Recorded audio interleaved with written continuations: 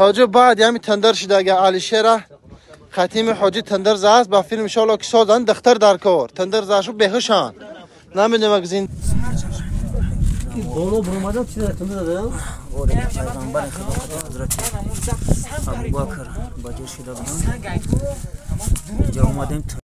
به نام خداوند بخشنده و مهربان و نهایت بارحم. السلام علیکم دوستان عزیز، برادران و خواهران.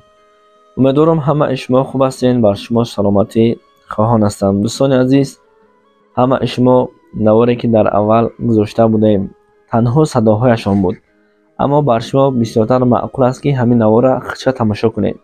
از شما خواهش میکنیم در زیر نوار لایک مانید تا که دیگران هم از این حالت ها با خبر شوند، زیرا که هیچ کس به خود جواب دادن نمیتواند، اثبات کردن نمیتواند که چقدر زندگی میکند، زیرا این مرگ ناگهان است. مرگ مهمانی هست که ناگهان در حالت می آید، شاید که ما آماده این مرگ باشیم، شاید که نه.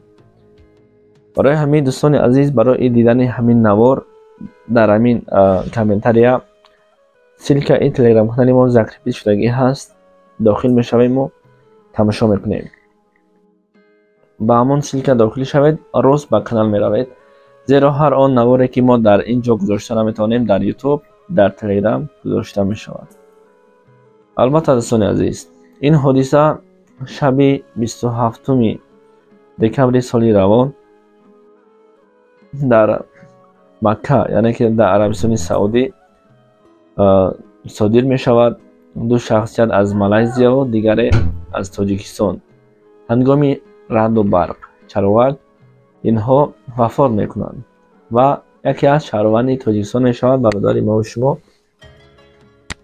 دیگری در حالت خیلی بد قرار می گیرد. مقصد از این نوار چی هست؟ بسیار ما و شما به بسیار کارها دست می زنیم و بسیار جایها می رویم و بسیار گناه ها می کنیم. خداوند برای هر یک بنده اش فرصت می دهد، زیرا خداوند ذاتی مهربان است. فرصت می دهد تا که آماده این مرگ باشیم.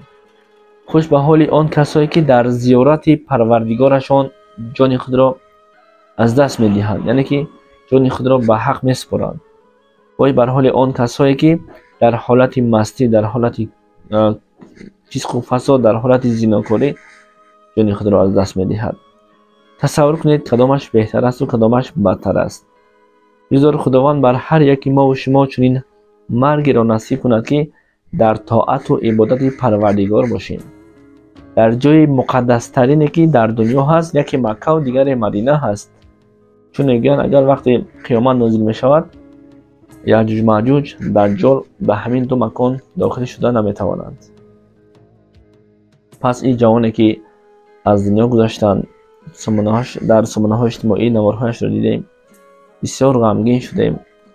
خداوند متعال طریق رحمت شایسته جنت قبرش را پرنور بگرداند و بر پدر و مادرش، بر اهل و عائله‌اش، فرزندانش صبر جمیل، صبر پیغمبری نصیب کند و هر یک ما و شما را به همین مراد و مکان و مقصد برساند، زیرا که آرزوی هر یک بنده مسلمان مؤمن این است که زیارت کعبه نماید.